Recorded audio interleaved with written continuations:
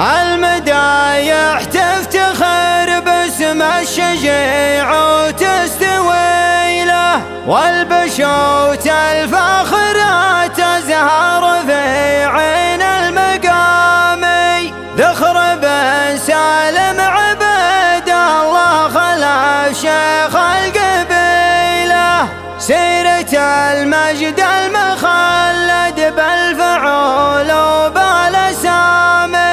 شيخ عرف وشيخ جود وفارق عن كل جيله، مثل ما يفرق عن نجوم السماء بدر التمامي.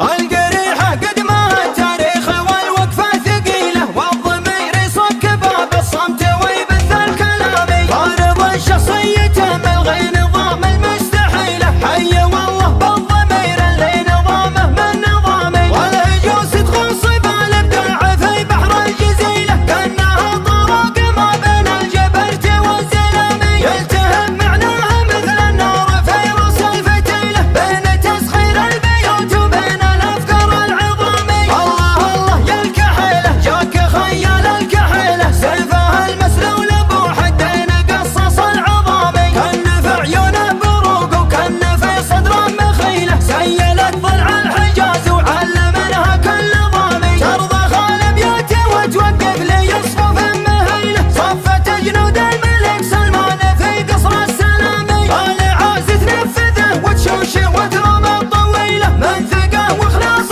ممشوها على سطح الغمامي. كان شعري ما يخلد في الرياجيل الاصيله، ما لنا مصلوح في محزن بعيده المرامي. المدايح تفتخر باسم الشجيع وتستوي له، والبشوت الفاخره تزهر في عين المقامي. المقام اللي جمع جل المراجل والفضيله، والمكارم كلها اساس الكريم ابن الكرامي. ذخر بن سالم عبد الله خلف شيخ القبيله، سيرة المجد المخلد بالفعول وبالاسامي. شيخ عرف وشيخ جود وفارق عن كل جيله، مثل ما يفرق عن نجوم السما بدر التمامي. في وجوده كانما ربي خلق يمنى بخيله، الكرم يقف لابو زحره تحيه واحترامي. في غيابه هيبته تحمى حضوره كل ليله، في حضوره ما يقلط غير في الصف الامامي. كل ما عن سن الارياء واختلف راي الدليله، يقدح الراي المصيب وينجلي للظلامي.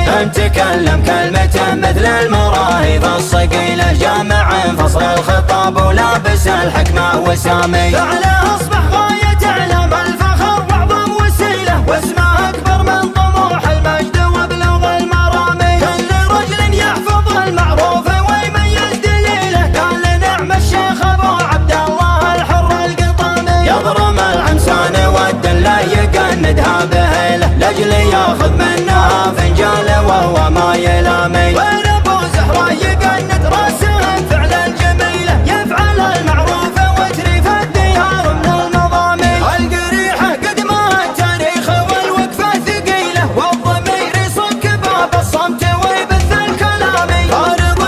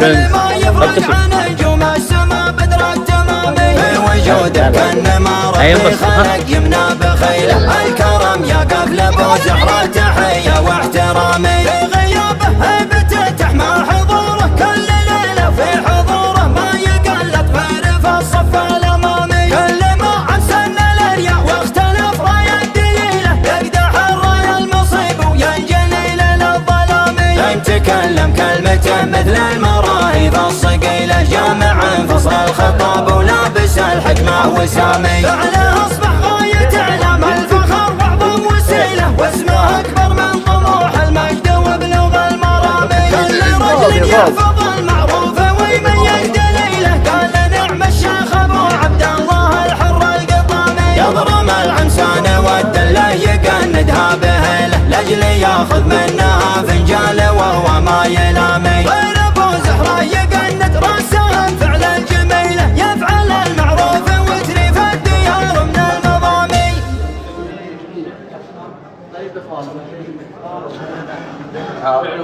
ليش نعم عفوا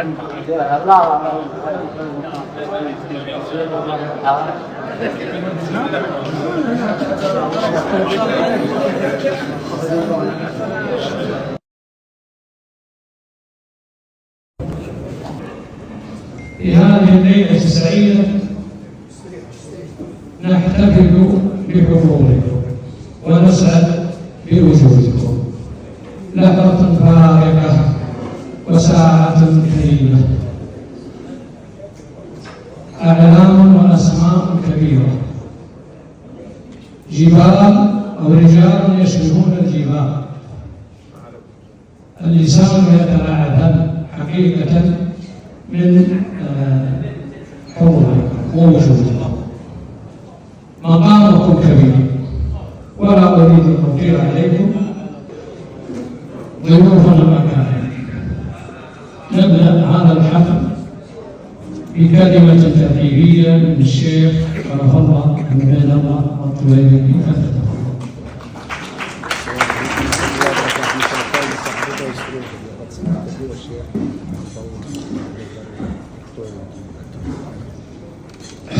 بسم الله الرحمن الرحيم الحمد لله الذي ألف بين قلوبنا وجمعنا بعد فرقة وأعزنا بدين الإسلام اليوم أكملت لكم دينكم وأتممت عليكم نعمتي ورضيت لكم الإسلام دينا وأصلي وأسلم على المبعوث رحمة للعالمين سيدنا محمد عليه أفضل الصلاة أجمعين. ضيوفنا الكرام أسماءكم كبيرة وأفعالكم عظيمة كل واحد منكم له معزة في قلوبنا ونطمع أن نحتفي بكم مرات ومرات زيادة في الألفة والتعارف وتعليقا لمشاعر الحب والمودة خاصة ونحن نعيش في هذه الأيام لحظات سعيدة في أعياد الوطن وأمجاده ونتذكر ما كنا عليه وما أصبحنا عليه حيث كنا قبائل متنافرة وصحراء قاحلة واليوم أصبحنا قبيلة واحدة ونهضة شاملة ومشاريع كبرى في جميع المجالات حيث لا يخلو بيت من عالم ومهندس وطبيب وضابط وأستاذ ودكتور وذلك بفضل الله أولا ثم بجهود وحي هذه الدولة رحمه الله الملك عبد العزيز بن عبد الرحمن آل سعود وأبنائه من بعده. أنا السعودي غايتي رمز الإسلام ولا العرب وصل العرب، وصل العلوم والبلاد، دستور القرآن، قانون ونظام وسنة نبي الله، لنا خير هادي أمشي على الدنيا ولا رافع الهام، وفخر على العالم ونجدي حصادي. ضيوف الكرام، أرحب بكم مرة أخرى، وأسأل الله العظيم أن يديم على بلادنا الأمن والأمان والرخاء بقيادة مولاي خادم الحرمين الشريفين الملك سلمان بن عبد العزيز، وولي عهده صاحب السرور الملك محمد بن سلمان. والسلام عليكم ورحمة الله وبركاته. الشيخ خلف الله على هذه الكلمة الطاهرة، وهي ليست غريبة، فهو وريث في منزل جديد، وريث الشيخ عبد الله أبو زكريا رحمه الله، من طيب النهر من في البيت. هذا الوصف أطلقه الشاعر مصلح بن عياد على المرحوم عبد الله أبو زكريا، يقول إن الذين يمرون مع الشاعر يتطيبون من طيب بيته، فأعتقد أن ليس هناك أخ أو كرم أكثر من هذه الطريقة، لا يقتصر الطيب على الذين يأتون من البيت. الفقرة الأخرى قصيدة ترحيبية يقدمها الشاعر مشكور الطويري بدره. يا مرحبا بالضيف، والله يحييه ترحيب مثل العود الازرق نديره. يا مرحبا رحب نقوله ونثنيه، ترحيب شيخ من الجموع الغفيره على الشحم والمنه الاشقر يباريه. حياكم الله يا وجيه السفيره، اعداد ما هل المطر من مناشير، واعداد طير ظاهر من مطيره. يا مرحبا ترحيب وافي وبديه مقدار لشيوخ الشمل والعشيره. يا مرحبا ترحيب وافي بديه مقدار لشيوخ الشمل والعشيره. الشيوخ نسل الشيوخ والحق تعطيه، اهل الاوائل والسيوف الشطيره، تاريخهم معروف محل بناسيه. اهل الشيوخ اللي بتحدى المسيره، تاريخهم معروف محل بناسيه. اهل الشيوخ اللي تحدى المسيره، اهل الشيوخ اللي ما تحتاج تنبيه، بعيونهم تلقى الكبيره صغيره، مجهودهم واضح وكل درى فيه، ولهم على الاصلاح بصمه صغيره. الكوفو مدحه واجب يوم نطريه، الكوفو مدحه واجب يوم نطريه. عوارف منهم مقام المسيره، يمشون درب الحق من دون تمويل، يمشون درب الحق من دون تمويل، وفيهم على مصالح الناس غيره. والكل ضيف واجب ما نخليه، إن أبوهم رفقه وصحبه وجيره. والكل ضيف واجب ما نخليه، إن أبوهم رفقه وصحبه وجيره. أهل الوفا والصيت بيضان المجير، أهل الوفا والصيت بيضان المجير. زحول الرجال اللي ضد الغيره، تشريفكم عز المحل ومضانيه، وقدومكم فيها الحقوق الوفيره. تشريفكم عز المحل ومبانيه، وقدومكم فيها الحقوق الوفيره. هذا كلام الصدق لحل طاريه، شاعر ويحكي ما يكن ضميره. هذا كلام الصدق لحل طاريه، شاعر ويحكي ما يكنه ضميره. في ضيافة اللي كلنا نفتخر فيه، حلال صحبة النور والعسيره. في ضيافة اللي كلنا نفتخر وكلها صعبة الأمور اليسيرة. الشيخ أبو زهرة بعيدة هداويه، اسم كبير من الأسامي الكبيرة، أبو الكرم والجود والعلم يحميه، والشجاعة والعرب تستشيره، والمراجل كلها منه وإليه، والمواقف شهيرة. اسمه علم بين الأسامي يكفيها الشيخ أبو زهرة المضيف السريرة. اسمه علم بين الأسامي يكفيه الشيخ أبو زهرة المضيف السريرة. هذا الصحيح اللي نشوفه ونوحيه علم وكاتب ولا يبدل بغيره، وللدار حق واجب وللدار حق.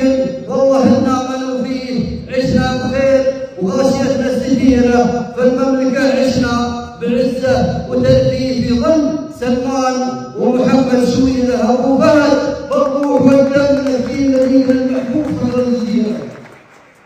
أبو فهد بالروح والدم نفديه مدينة المحبوب صدر الجزيرة. ومهندس أبويا عسى الله يقويه، ما فيه مثله في السنين الأخيرة. الله يعز الدار ويعز راعيه ويعز شعب يكملون المسيرة. السلام عليكم ورحمة الله وبركاته.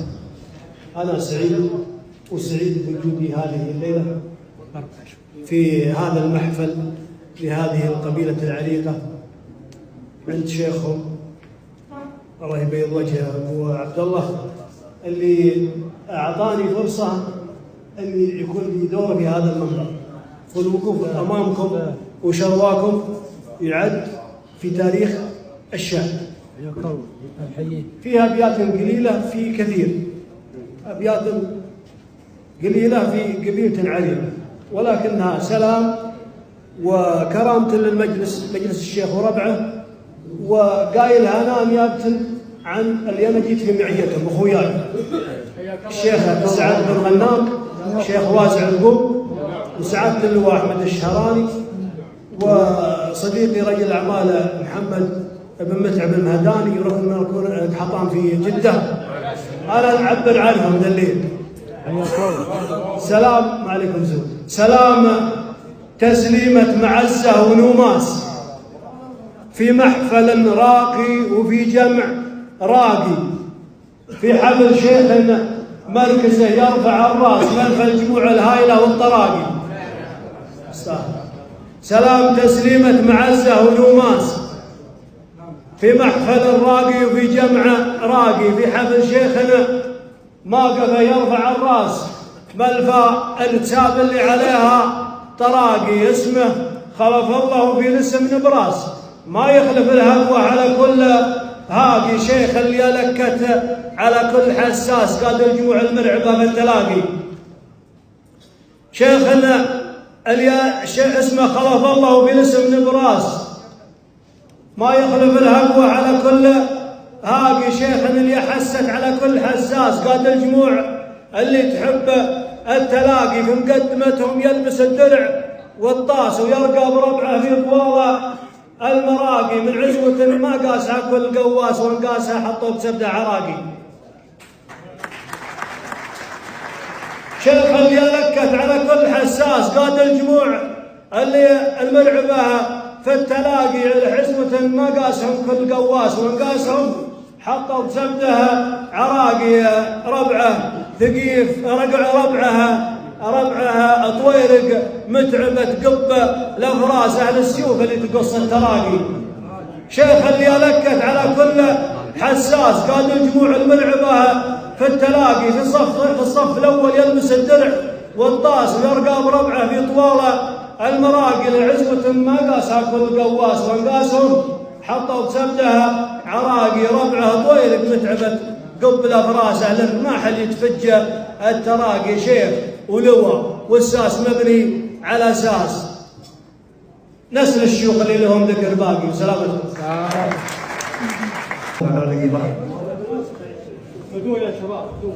سلام تسليم سلامه مطلق وله مقيد. سلام يا راس انت على الروس لين انه تسيد. ساسه قديم وله بدوبه على الدنيا سيد الشيخ ابو زحره ونعم بطويلك جميع حنا تبيت فعلنا ما هو على القمه محيد عليكم زول حنا تبيت فعلنا ما هو على القمه محيد وبن ريحاني تقدم صفنا والصف جيد من ربعه مؤيد ومن ربه من ربه مؤيد والبيت اساس عتيبه الهيلام بادي كل ريع. اسمحوا لي بابيات اقول بيض الله وجه من يعطي الرفق اهتمام الوفا بحره غزير ولكل يسبحه المواقف عند هالها قدر ومقام ودك ان الدوله تحط للطيبه وشحه تعلن اسماهم خبر عاجل وفوري وهام وكل راعي يطيب طيبه لابد نوضحه ربعيه بيت ومقام وصف ما يضام اعظم امجاد القبائل وجله وافصحه اسمنا مثل المشاريف في روس العدام صبح نسدل جناحه وليل نكبحه شيخنا ما يطلع على الصف الامام والولد منا اليشاش لحد ينصحه وانا شاعر ما تعدى قوانين النظام شاعر هذا محله وهذا مسرحه والرفيق اللي يا دارة الدنيا استقام هذا المخبط به الليل فجه واصبحه بيض الله وجه الايام لو ما هي تمام اشرح الدرس من الناس ما حد يشرحه والنفوس لها من الله تنافر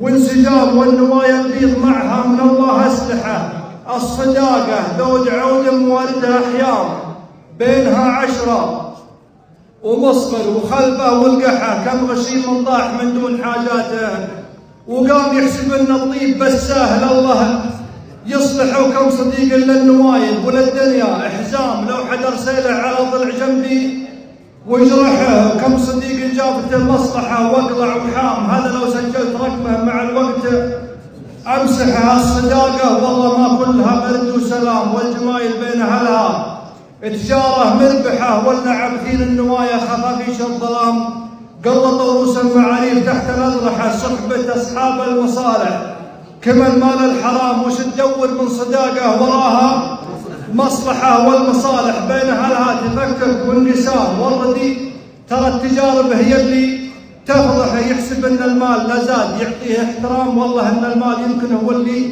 يطرحه ومن بنى جسر المعاريف عداها الملام كانه يزرع في جنوبه للايام اجنحه. سلام.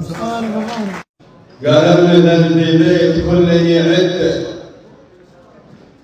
ما قال دل وزبده في الارض ليشان واقول انا في بيت من قبل مده ما قال منه زايد الهرجه نقصان بالمختصر في كل جزره ومده احاول اوصل للهدف قدره الامكان ظهره واركبها على كل بده يا ليت تجسيدي على بره الامان ويا عصد بالوسط ما هو موجهه لها المره بلا سجه وعنان باللزوم يدحم كل جده بشده واول صعبه على كل ميدان دام القريحه بالطلب مستعد لها بشنو ميقاف الوباء يا خيلان زفت القوات تسوق من بحر جده بشارة الزفر اطراف عالي الشان سليل شيخ العربي ساسيته وخرج لك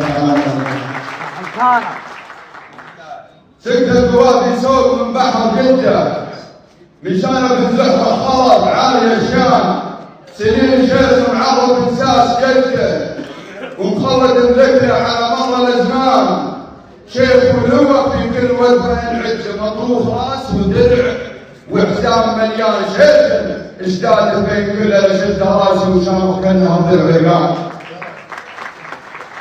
شيخ ولوى في كل وجه العز مطروح راس ودرع وحزام مليان شيخ الاشتاد بين كل اشد راسي وشامخ كانها ضلع والقان بالجود دايم راهي يكفى يده بالعلم ساطي صفوة السيف شامان مشرع الديوان مزمومه حتى يضربها طرقي على حيله واسماني قلب النواسه ويفوح حده عنوان لطارها وللطيب عنوان ما هي دوا من الخلوه والكتاب يترك عرافه على الابدان.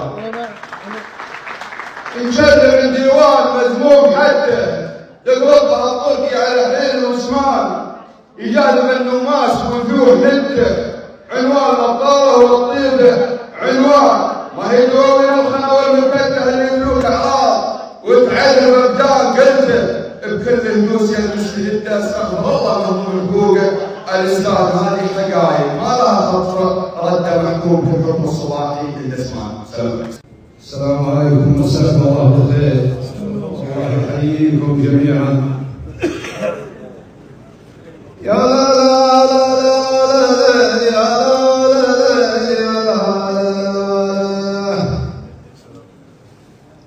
والشيخ حلاوة الجسد تبتكى بالمكر وخوفه مثل ما كانت تقبل كف ابوها الله يرحمه. أدري إن المشيخة تسعى وتفخر بالما خلف الله وأدري إن الملتوين المشيخة والجود عاصمة وأدري إن الملتوين المشيخة والجود عاصمة. يا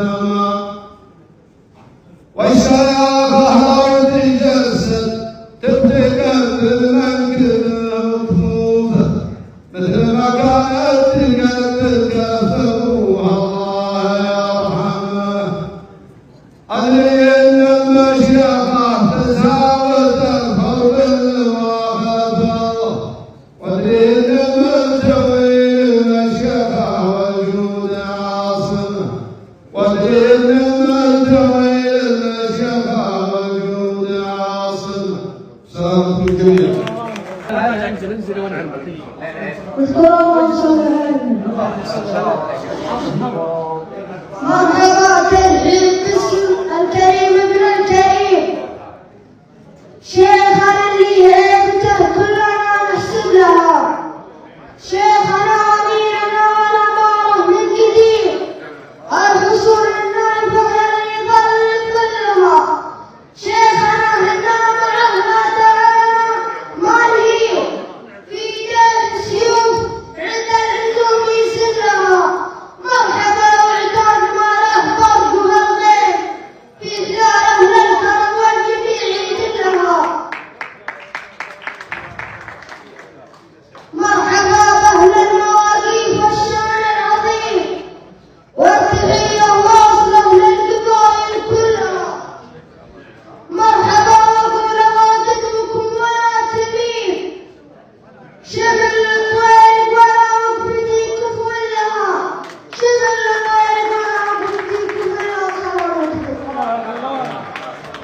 العالمين، والصلاة والسلام على أشرف الأنبياء والمرسلين سيدنا محمد وعلى آله وصحبه أجمعين.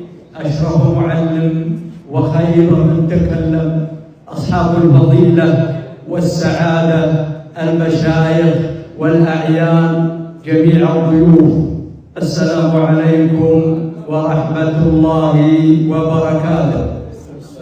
كم أنا سعيد في هذه اللحظات، يشاطرني تلك السعادة، هذا الجمع المبارك.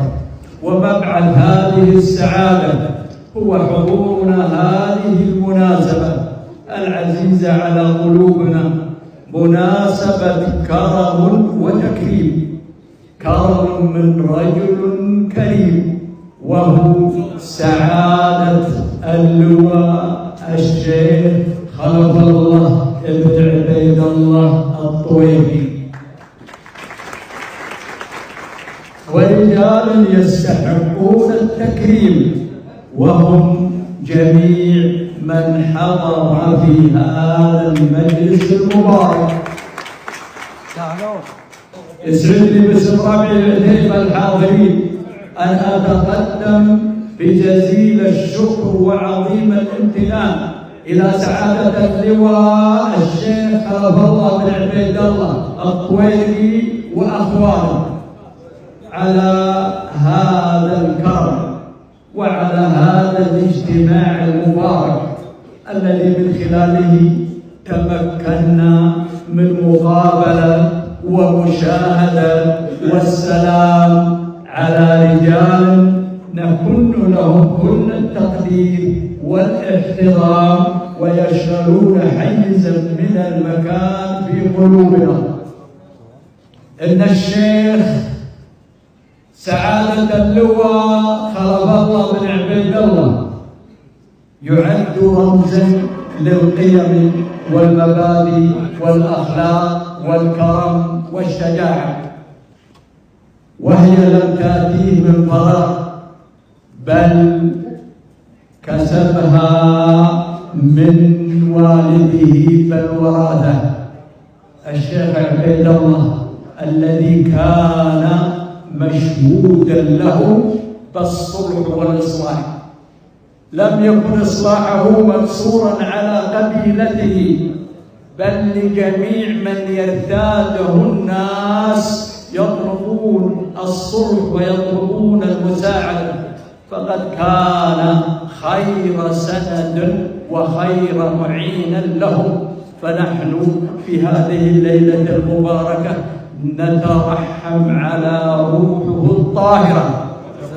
والشيخ عبيد الله الطويلي لم نفقده إلا جسدا، أما روحه الوثابة فهي تتمثل في أبنائه البررة الذين حافظوا على المكتسبات التي جمعها لهم. ونحن في هذه الليلة المباركة نجتمع في بيت سعادة اللواء خلف الله بن عبيد الله، ويعتبر هذا البيت هو بيت عبيد الله الطويلي رحمه الله. إن الرجال المجتمعين في هذا المجلس رجال هامات وقامات، رجال يرتادونهم الناس أصحاب الحاجات، كل في مجال تخصصه، وإنهم رجال نحن نشكرهم على ما يقومون به من أعمال جليلة تجاه مجتمعهم كبيرا أو صغيرا. أيها الأخوة الكرام، إننا نبتهل إلى الله سبحانه وتعالى ونرجو من العلي القدير أن يحفظ ولاة أمرنا وأن يحفظ دولتنا من كيد الكائدين وحسد الحاسدين. أكرر شكري وتقديري للجميع، والسلام عليكم ورحمة الله وبركاته.